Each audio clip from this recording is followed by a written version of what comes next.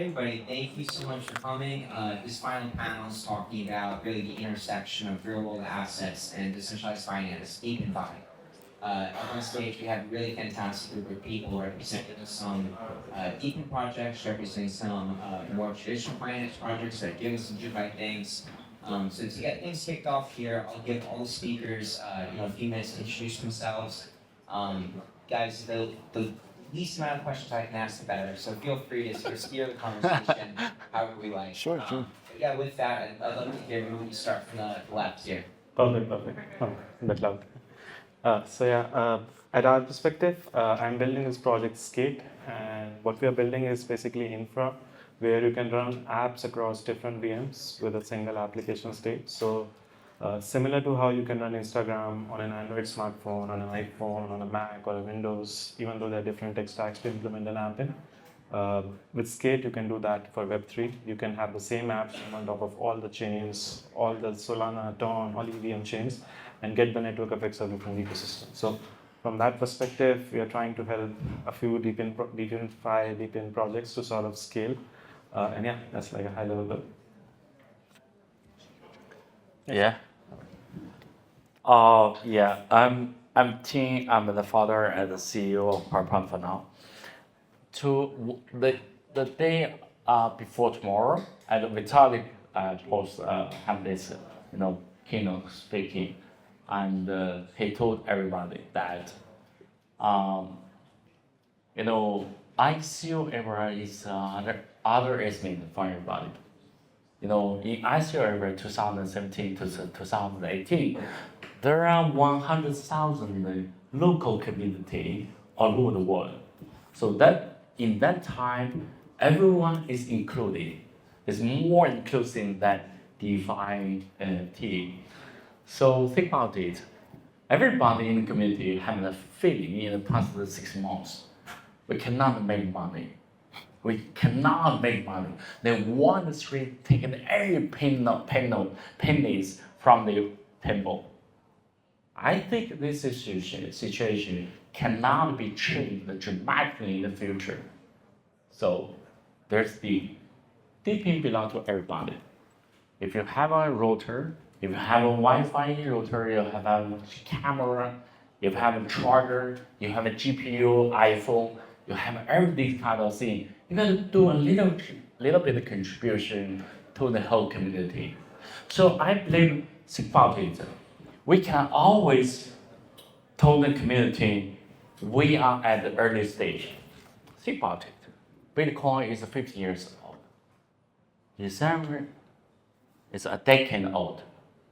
We cannot always blind our eyes. Told everybody we are at the early stage.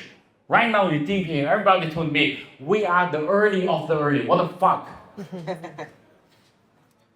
10 years. What happened in past 5 years happening in AI? We always overpromise and under-deliver. Overpromise, under-deliver. 3 years, okay. 5 years, people cannot afford. 10 years, you have nothing. You're meaningless. You're not nothing delivered to the community members. So, DePIN, I think DePIN is not that kind of technology.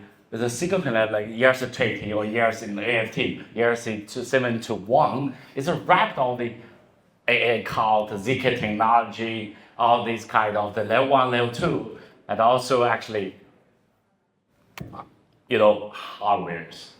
So DePIN is a wrap of all the technology, mature technology stacks in what happened in the past 10 years that happened in DePIN, crypto.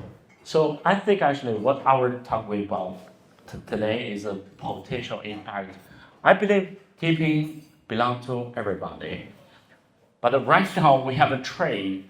Actually, crypto is below Wall Street. So how can everybody think about it? Everybody.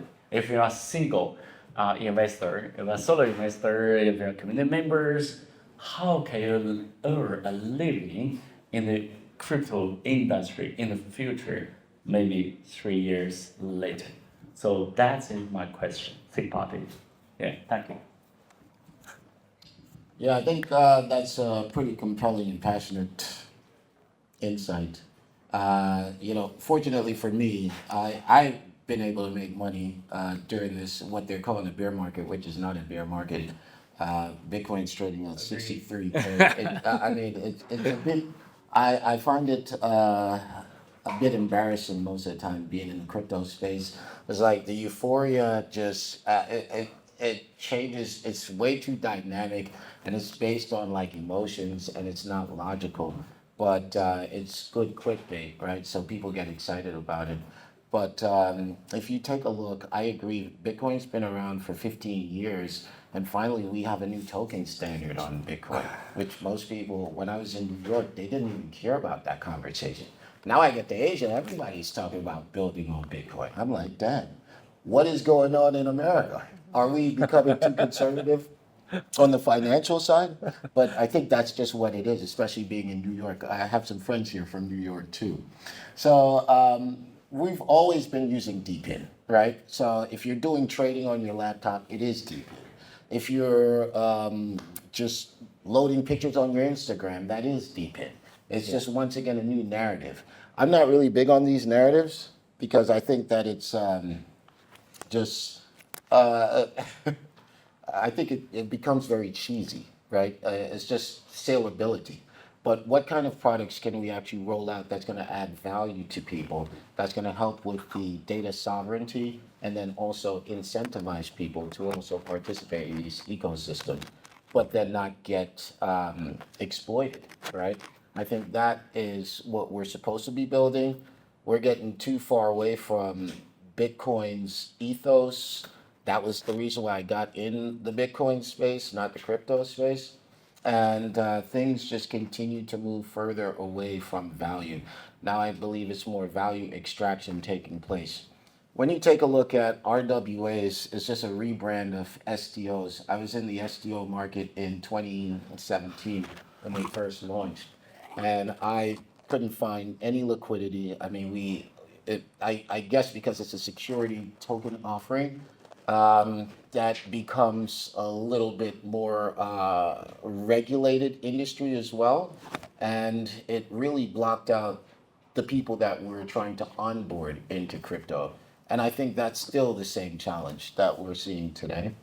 It's still a bit complicated to utilize the technology.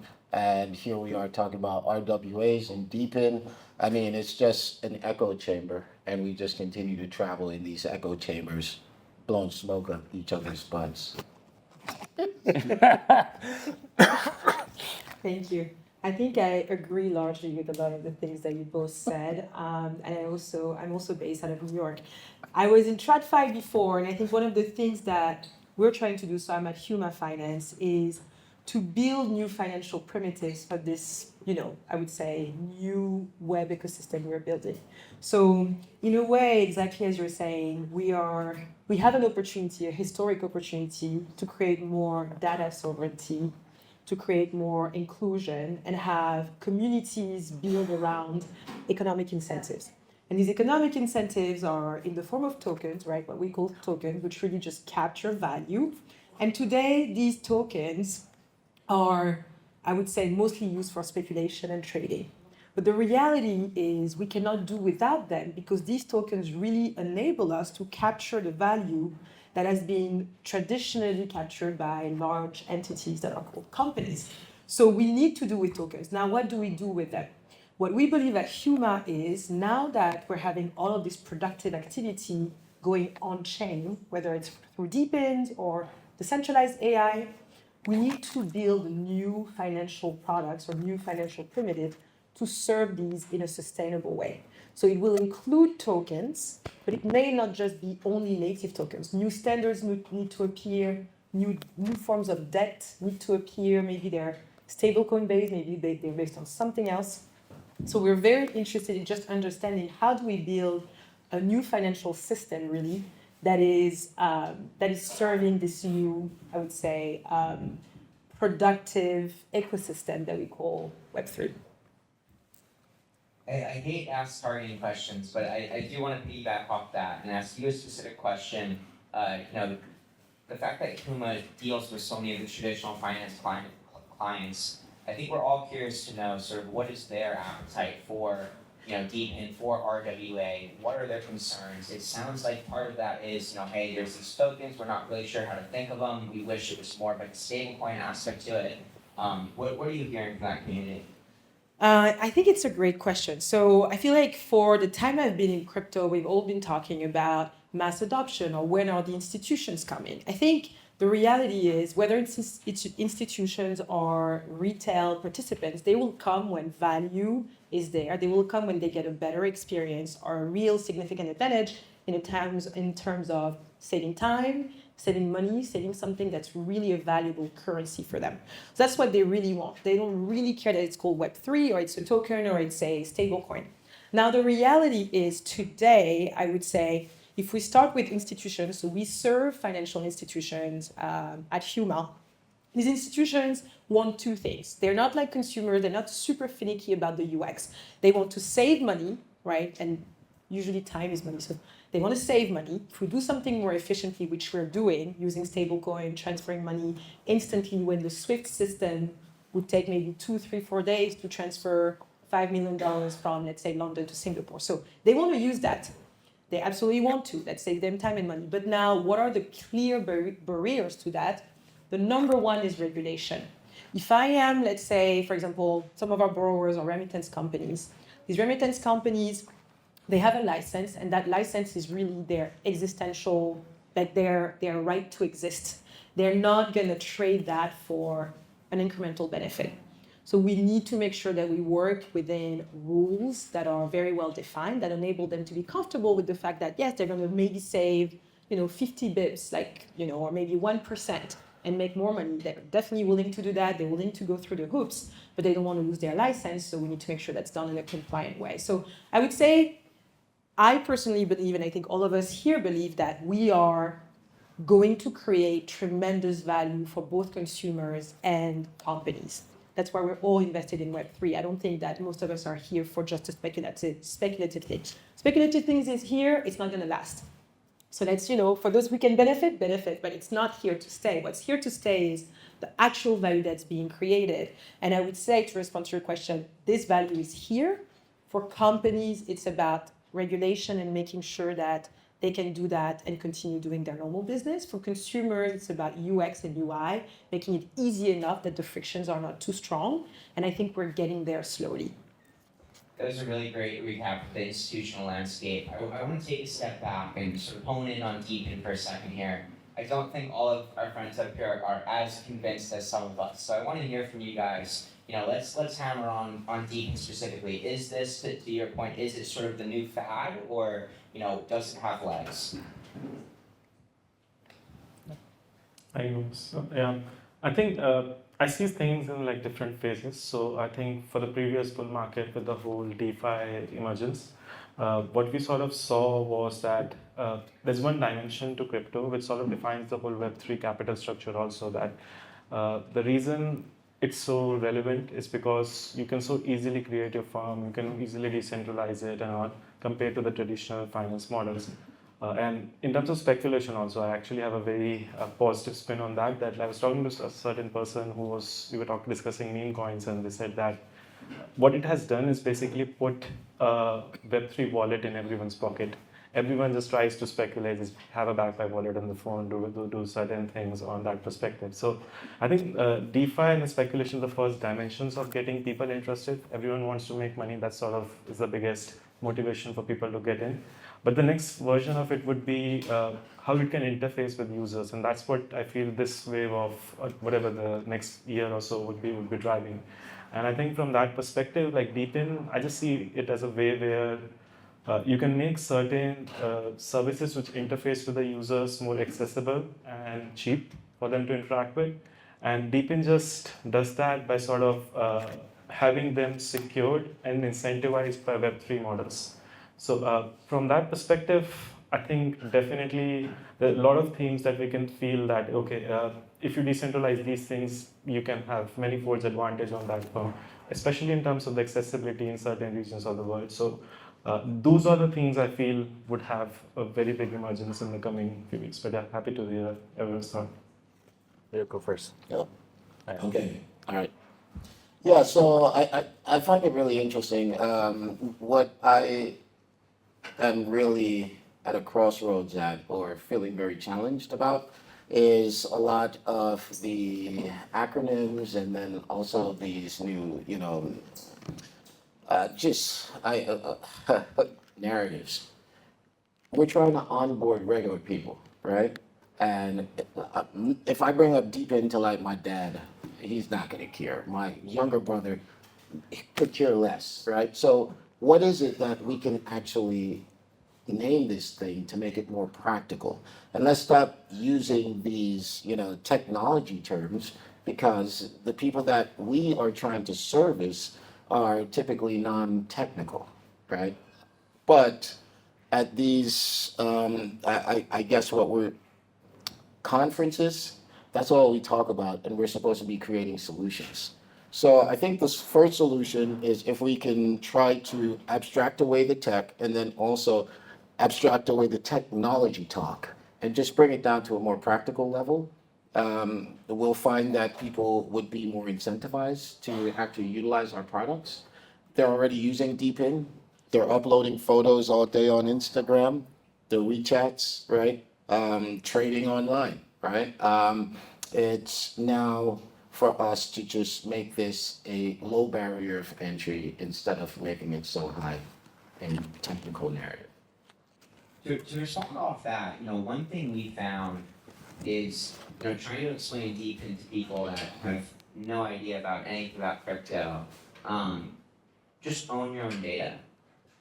And that's not every DePIN network, right? Some are energy networks, that's different. But from a tangible aspect of a lot of these like digital compute networks, for example, what if you could actually own your own data and get paid for your own data?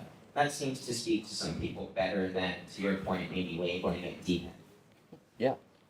Yeah.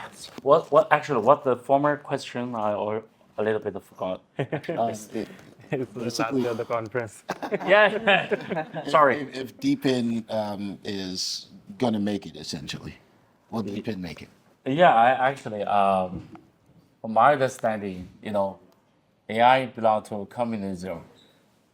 AI belong to big company corporation because it follows scaling law. I right now, if they follow the train of AI, this kind of thing will dominate everything. But the crypto belong to capitalism.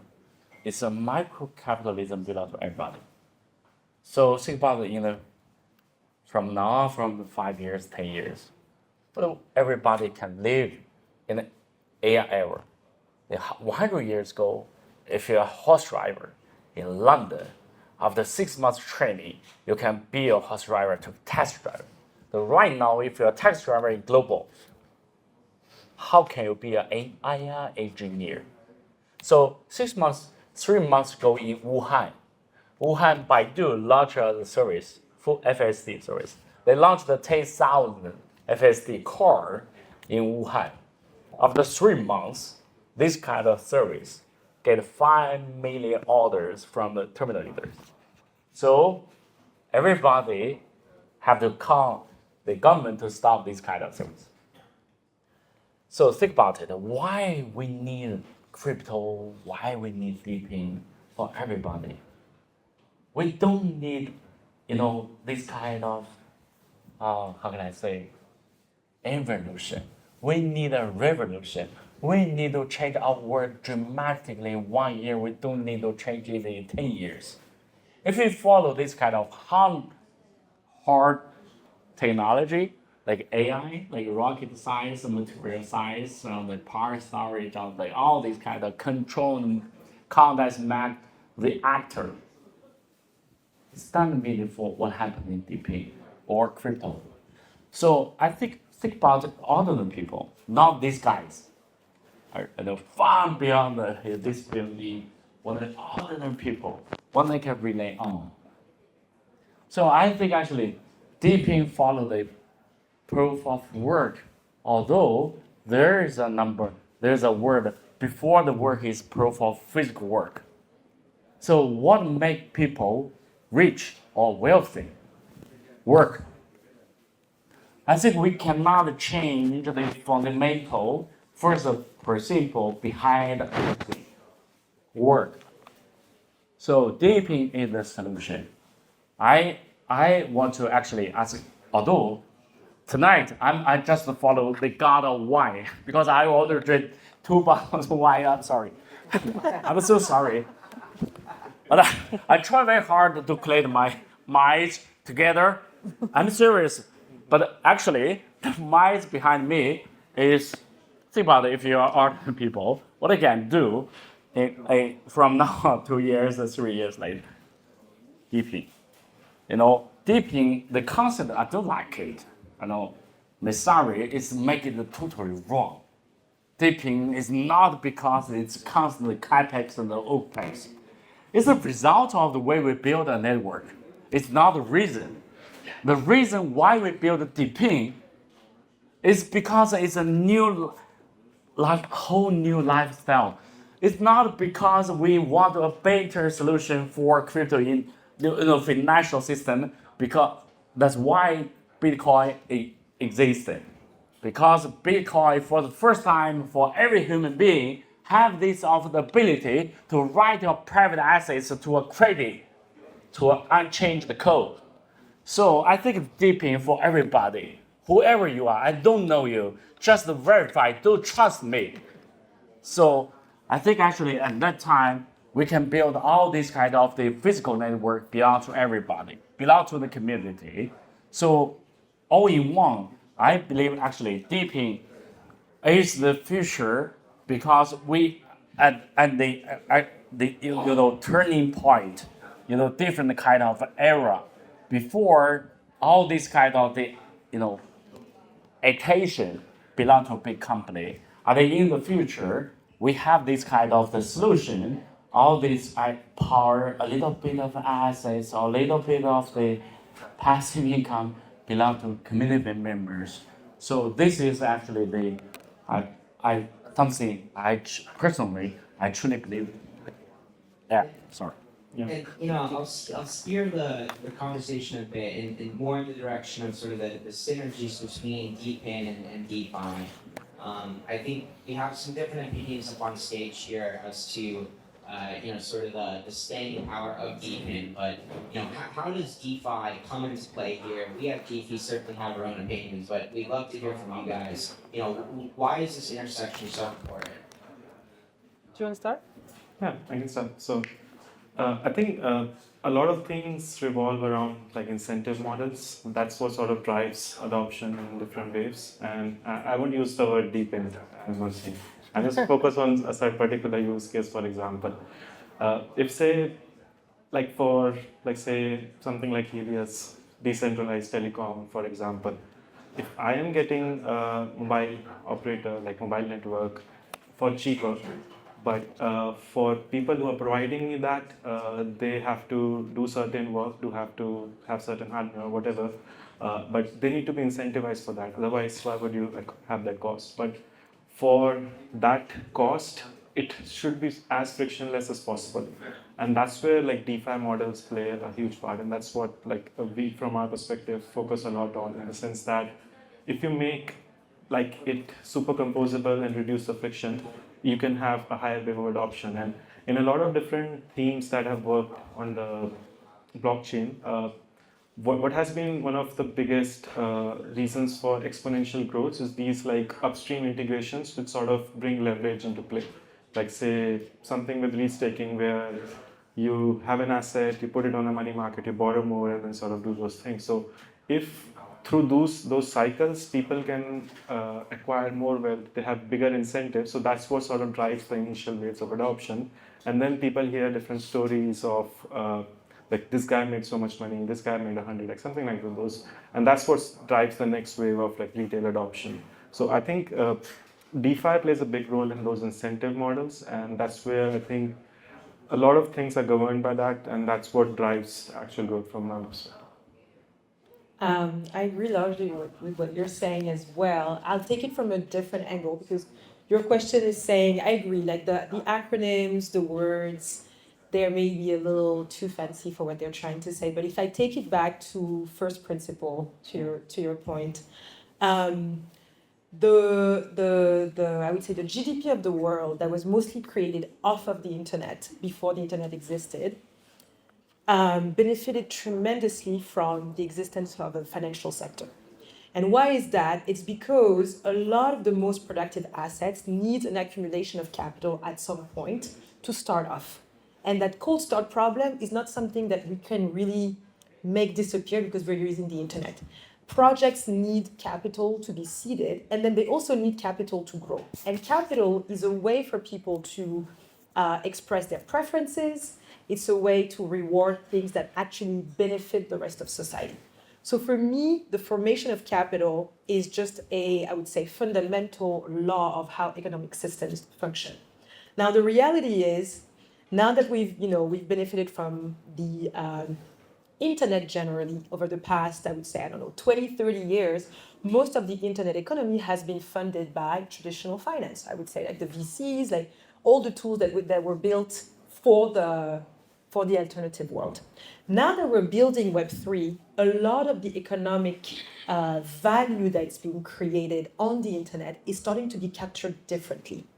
It's captured by different kinds of actors. It's not necessarily legal entities called companies. It may be somebody in their basement that's creating a ton of value with somebody else who's like thousands of kilometers away that they don't even know. They may be anonymous. So all of a sudden we have an economic system that is global in nature, is extremely dynamic, it is real time, and people still need to be incentivized and rewarded for creating value.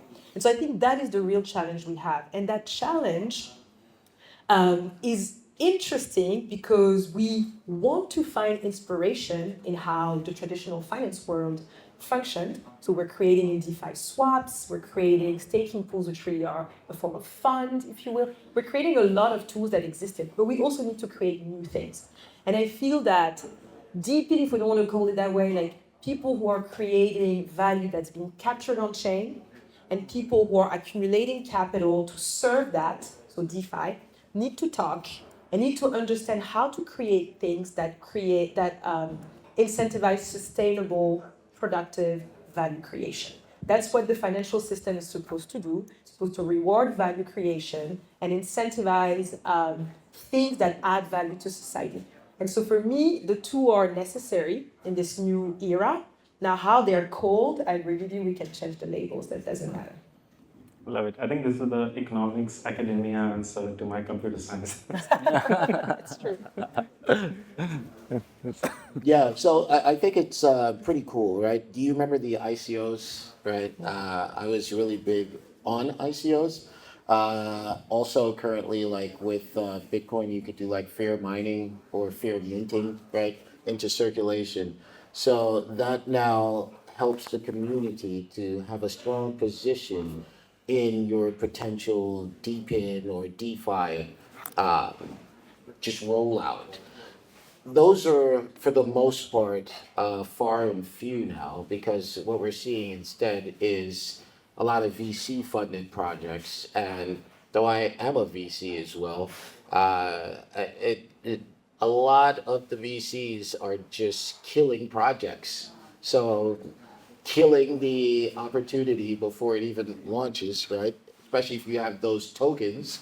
That I think is one of the challenges for DeFi and DePIN moving forward. I loved the opportunity for the community to choose ahead which project they wanted to see or support down the line. Back in the days when you did the ICO, you would basically swap your ETH and your Bitcoin for that company's tokens.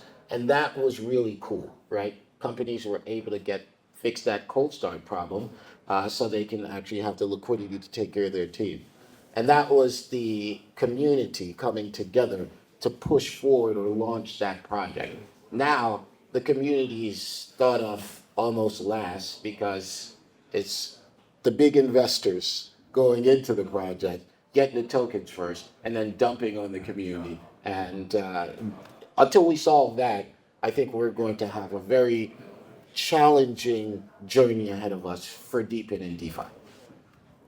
Just one point to add on this point is something I was thinking.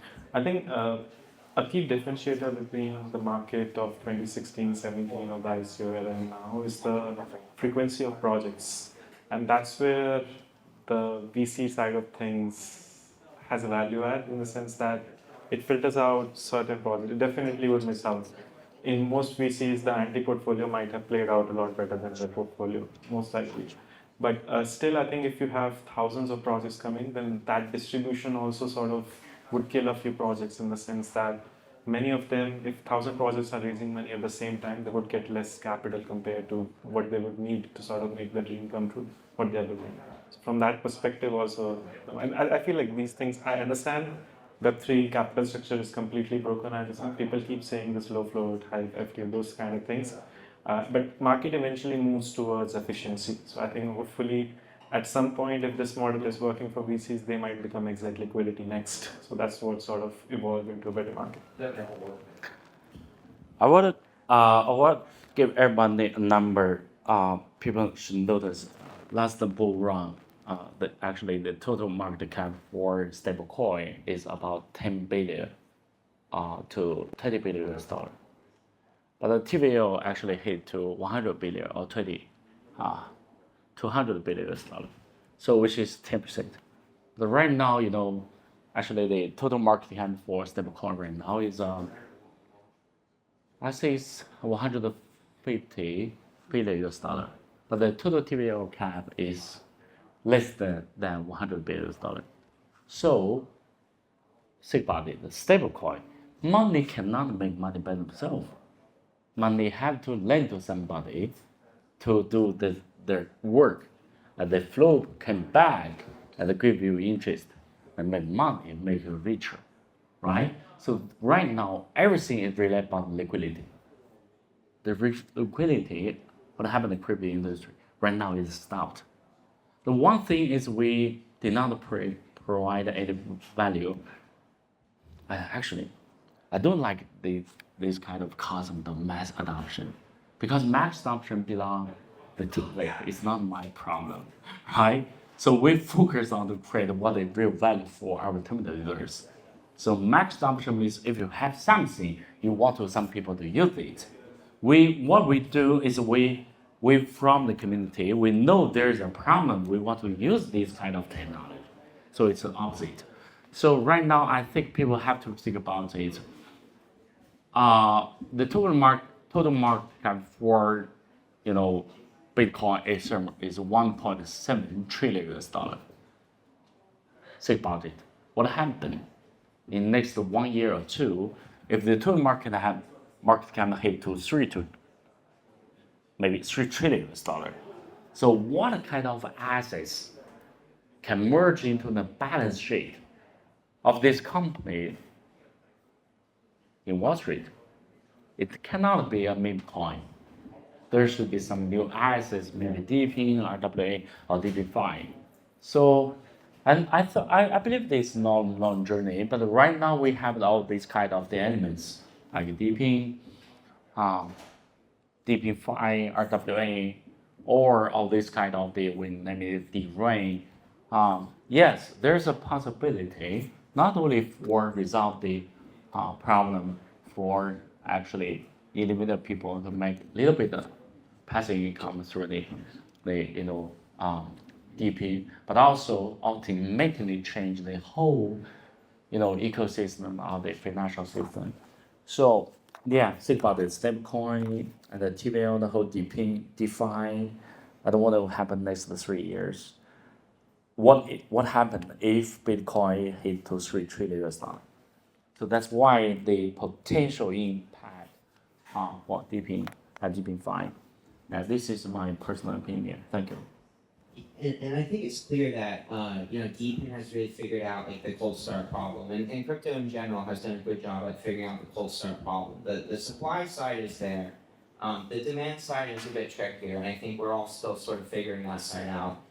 So while I see DePINFi obviously increases the demand, increases the supply side of these Deepin projects.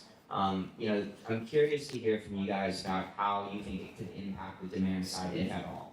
It's clear that more liquidity in the system will incentivize more people to sort of deploy these decentralized pieces of infrastructure. But what about the people buying sort of the consumer end of it? How does it impact that? I would say from the perspective, oops, is that working? Okay. The perspective that we are looking at, it's very important that there is demand, of course. And part of the reason why there isn't as much demand is the way we are offering these new services are very different from the way they were offered before. And so I think that there is a little bit of a, if you will, all of us are working in Web3, are excited about using that technology. And I think a lot of the users don't care as much about what's in the background. They just want something that feels familiar, that feels easy. And so I feel that like part of the demand is going to come with more, I think you were mentioning that abstraction. How can we make sure that we still leverage all of the beauty of the innovation we're creating, but we're not doing it in a silo because we're so excited to build, so excited that it's blockchain and we want to claim that it's blockchain innovation. We need to be less and less excited about what's in the back and just more and more excited about solving problems. I think somebody in a previous panel was also mentioning that a lot of the blockchain people, and I don't want to hit on engineers because I'm an engineer myself, but get excited to build. And sometimes we end up building things that are problems looking for a solution. And I think that what we need to start doing is, yes, blockchain is very special. We are, as a community, I think, doing something that's pretty exciting, but we need to reconnect to solving issues. We need to do more of the traditional user testing.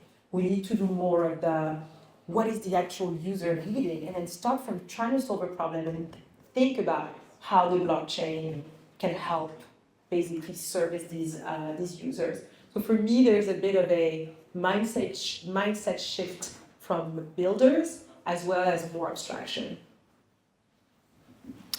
I like to say, as Kamala Harris puts Yeah. it, it's an opportunity economy, right? And that's specific to the consumers. Now, going back to what we just mentioned, it's abstraction that's necessary. Education is necessary. We don't see too much of this taking place in our industry. Look at the internet, right? I mean, I use the internet every day, we all do, but we don't know how, personally, I don't know how the back end works, right? I just know I go on a website, type whatever it is in, and I get that query back, right? If we can build something simplistic and elegant, I think that's value add. Let's start adding value to the ordinary person. I think, and I'm a contrarian, right? So most of what I'm saying as well are some of my contrarian ideologies. But I think that it's more so what we're seeing in this space, egos being boosted, how much can we raise, right? Value abstraction, institutional demand coming in because, sure, Bitcoin just got endorsed by Wall Street, so now we got to find the next Bitcoin. It's the hyper financialization of our market and it completely forgets about the community. So let's just get back to building something the community wants. And let's get them participating again. Once again, I love the ICOs. I just can't believe we got rid of them for regulatory purposes. But now look at what's going on. I mean, the space is a little bit more mature, but still in shambles, right? So broken, as we mentioned earlier, but we still have a long ways to go. Consumers, the average consumer, I do not see talking about crypto for the next couple of years. Maybe based on some of my research, I'm seeing cryptocurrencies proliferate after, the central banks do a race to confetti with the dollars. But if we get people utilizing our technologies that we're building, I think we have a long ways to go because I haven't met anyone yet that has elegantly put together like a practical narrative for the average consumer. I'll give you two. Give it to me. Helium, $20 a month, unlimited talk, text, web. How many users right now? I think, I don't know, hundreds of thousands. Yeah. Using, still using, Somebody fact check me. yeah, but That part, Go ahead. I think is the cherry on top. When I explain it to my grandma, she's currently paying $80 a month for a phone bill. She doesn't care about the rewards, and I don't think most people will. But the $20 a month unlimited talk, text, web, that's made possible by Deepin in the back. You have Hive Mapper. Hive Mapper today just crossed, literally today, just crossed 10 million miles of roads mapped globally. It took them 22 months to do that. It took Google 10 years to hit that point. 10 years and billions of dollars. So I got two for you. well, that's the conversation that we need to be having, right? So that kind of pushback is necessary. But out of all the space, he could only name two. I'll give you that. I'll give you that. There's certainly, I think there's, we're at the forefront of it. And, to your point too, it's companies that are solving real problems. I'd welcome anybody to come up with some more examples. Please. I would like to say, as Donald Trump might put it, we have concepts of what might work in Web3 with the Deepin, but yeah, just jokes apart. I think in general, a lot of times when we think of these Web3 things, one way to cover up your problems is just have a high inflation of your tokens, give them to distribute to tokens, but that does not lead to viable models. And that leads to a lot of people getting burned, but that's something that will keep happening. You cannot sort that out and all. But I think eventually, I feel that for the consumer demand side, you just have to build a better product than what could be built by the Web2 side of it. That's all. If it doesn't, you cannot do that on a blockchain in a distributed manner, then that thing in the long term does not have a space to be done on top of blockchain. So certain use cases, I think, would definitely, in terms of decentralized compute, in terms of decentralized telecoms, especially in terms of accessibility, those things definitely have a great value add from the Web3 side of things. Like decentralized finance in terms of bringing in a lot of new real world assets. I think it brings a lot of liquidity. It has a clear use case. It's already solving a lot of problems. Huma Finance is doing great stuff in PayFi side of things. So if you can build a better product, I think that's the only way. And I think you have to give the industry a little bit more time. I feel like, especially on the EVM side, initially a lot of things are governed by capital, so a lot of people are just catching on the themes. And I get like your aggression against like the Deepin phrase, because a lot of capital flows in those. Like right now on the Ethereum, even in these conferences, what you would have is that we are Solana VM, EVM, like permutations and combination of we are this VM on top of this chain, we are this DA on top of this chain, we are like this restaking on top of this thing. So people are just trying to lure and get some more capital and all. But eventually, I think it just has to be a better product than the Web2 alternative. I want to be conscious of time here, so please let's give some closing remarks, and we'll start with Huma. Thank you. I love that we're having these conversations. I think, once again, I think the global GDP is coming online first, and then I think on-chain.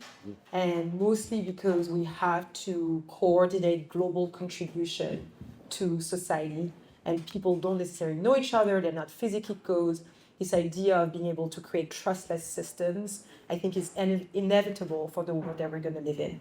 So I feel that we're only at the beginning. Again, I agree with you, Ting, we're at the beginning, yet we need to be a bit more mature. And these conversations for me are helping us mature.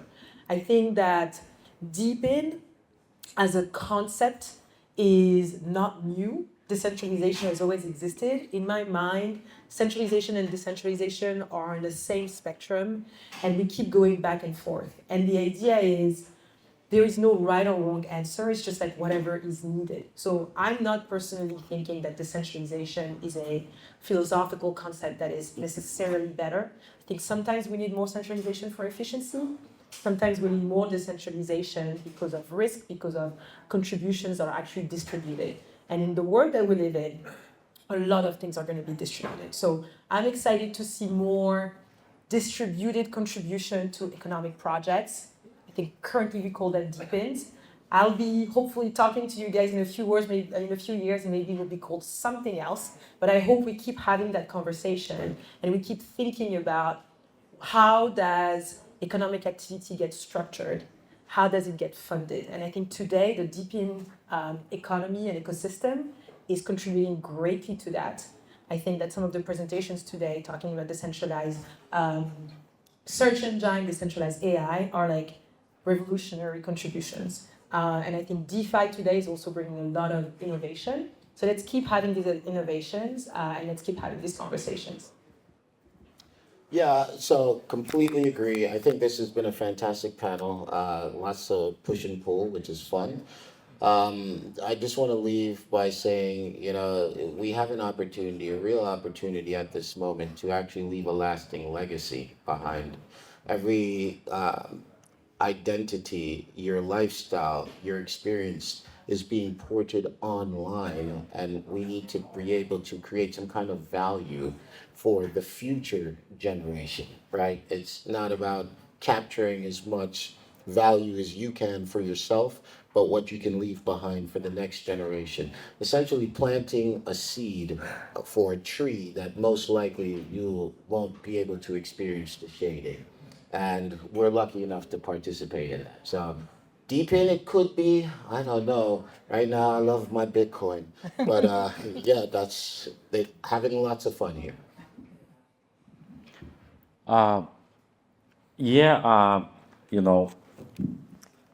It remember me when I moved in crypto. 3 years in pandemic lockdown in China. You guys don't really know what is freedom is. I can feel it.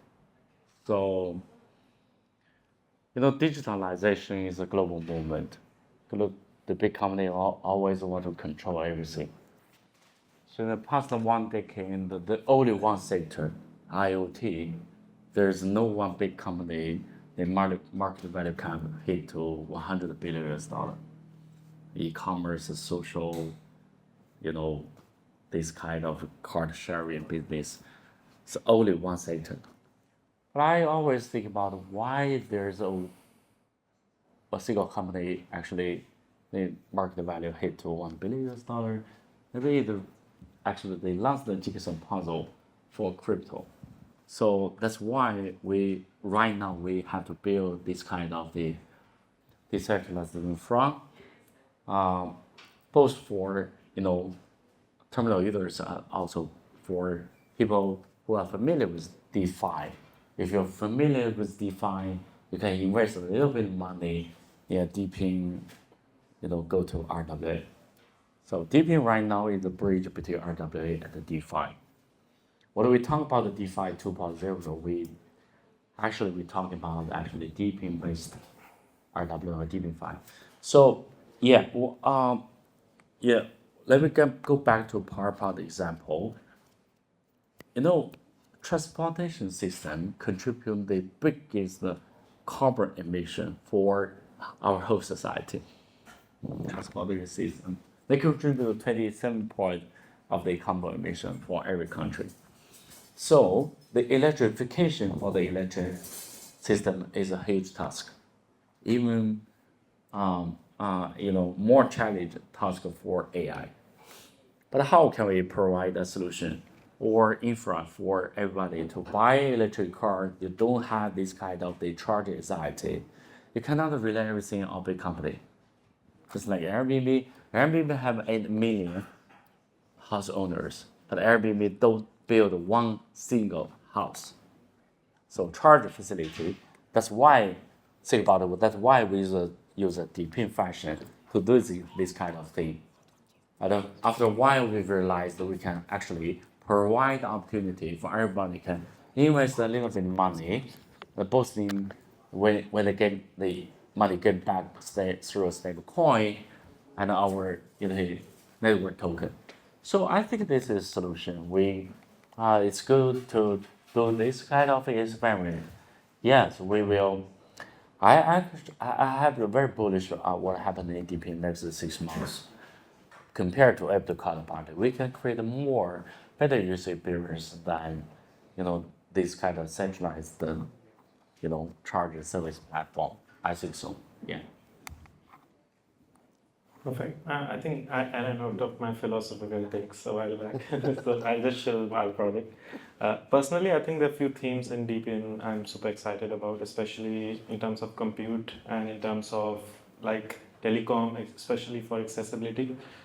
Personally, at Skate, what we're trying to be is just basically be one of the Legos for enablers of growth of these projects. Like there are two dimensions to it. One would be from the liquidity perspective, which sort of makes the whole incentive model a lot more scalable.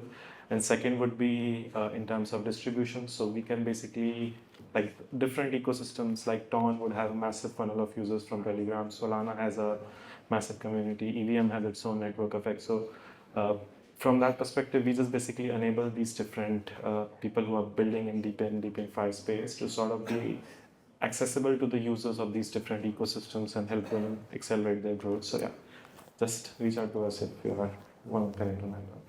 Thanks. Thank you guys. I'll wrap up by saying, I don't think that we're necessarily early to the concept of Deepin. I do think that we're early towards product market fit for Deepin. And as you stated, I can think of a few examples that have really nailed it.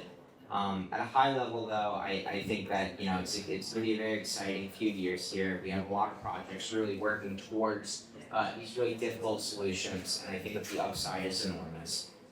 So thank you again. Thank you for ZK Pass, for the host. Thank you all. On stage. Yes, thank you all. Thank you all.